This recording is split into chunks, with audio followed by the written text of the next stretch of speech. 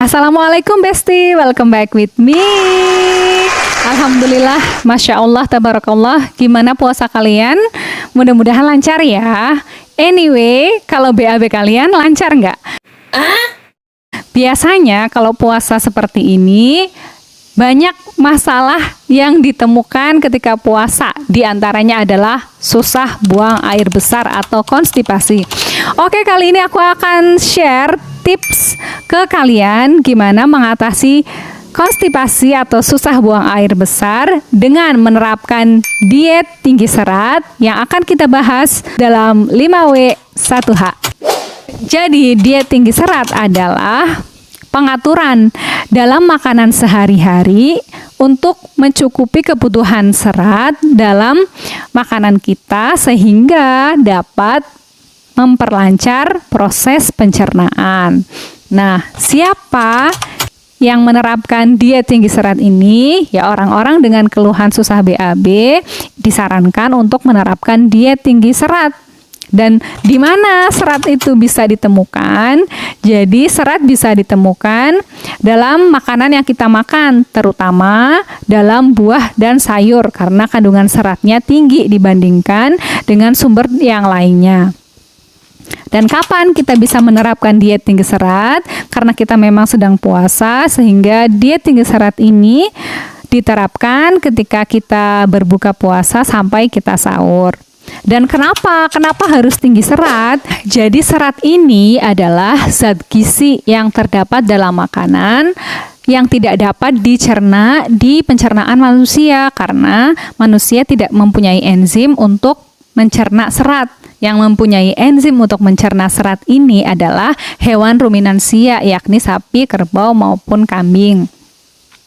Nah, si serat ini karena dia tidak dicerna, maka dia akan dibuang bersama dengan kotoran dan sisa makanan yang lainnya.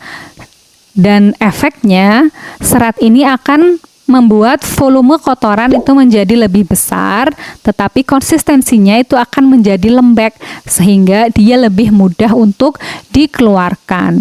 Nah, bagaimana caranya menerapkan diet tinggi serat ini? Nah, caranya kita pastikan konsumsi buah dan sayur kita dalam makanan yang kita makan sehari-hari itu cukup. Tapi setiap orang mempunyai kebutuhan yang berbeda. Biasanya disebabkan karena kondisi khusus maupun berdasarkan usianya. Nah, kita bisa lihat di sini kebutuhan buah menurut usianya. Dan selain kita konsumsi buah-buahan, juga harus tahu bagaimana cara mengatur konsumsi buah ini. Jika pertama ketika kita sudah berbuka puasa disunahkan menggunakan kurma, misalnya 3 butir atau 5 butir. Itu sunnah ya, ganjil itu sunnah karena kalau genap itu berisiko untuk terjadinya kenaikan glukosa dalam darah. Setelah itu di waktu kita makan setelah sholat maghrib dan setelah sholat isya, kemudian di waktu sahur. Nah, biasanya kalau sahur ini kendalanya tidak bisa mengonsumsi sayuran gitu karena tidak sempat atau waktunya yang sempit atau misalnya bangunnya terlalu mepet dengan sahur. Kita bisa nyetok sayuran yang awet disimpan di lemari pendingin, misalnya kimchi. Nah, resep kimchi teman-teman bisa lihat di sini ya. Selain sayuran, kita juga harus memastikan konsumsi air putih kita cukup. Kenapa begitu? Karena ketika tubuh kita dehidrasi atau kekurangan cairan, usus besar akan menyerap air dari sisa-sisa makanan yang ada di pencernaan kita, sehingga kandungan air dalam sisa-sisa makanan tersebut menjadi sedikit sehingga menyebabkan kotoran itu menjadi keras dan susah untuk dikeluarkan. Dan air sebaiknya dikonsumsi sebelum kita makan. Kenapa? Karena air itu dia akan merangsang gerakan saluran pencernaan. Selain cairan, kita juga butuh aktivitas fisik yang cukup. Nah, mungkin teman-teman selama ini puasanya seperti apa, ataukah hanya rebahan saja, hanya tiduran saja, kurang aktivitas fisik itu juga tidak disarankan. Karena apa? Karena akan menurunkan pergerakan di saluran cerna sehingga dia akan memperlambat proses pencernaan.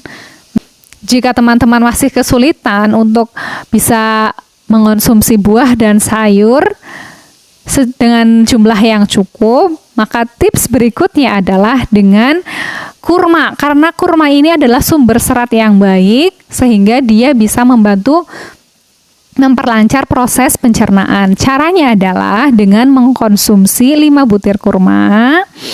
Kita makan dan jangan lupa ngunyahnya dengan pelan-pelan sampai benar-benar lumat, sampai benar-benar lembut. Kemudian setelah itu kita telan dan mudah-mudahan cara itu bisa membantu teman-teman semuanya untuk memenuhi kebutuhan serat sehingga memperlancar proses pencernaan. Nah, itulah tadi tips yang bisa dibagikan kali ini, mudah-mudahan bermanfaat untuk teman-teman semuanya. Jangan lupa untuk like, komen, dan subscribe buat kalian yang belum subscribe, dan tekan tombol loncengnya supaya kalian nggak ketinggalan informasi terbaru dari aku. Thank you so much for watching. See you on my next video. Barakallahu fikum. Wassalamualaikum warahmatullahi wabarakatuh.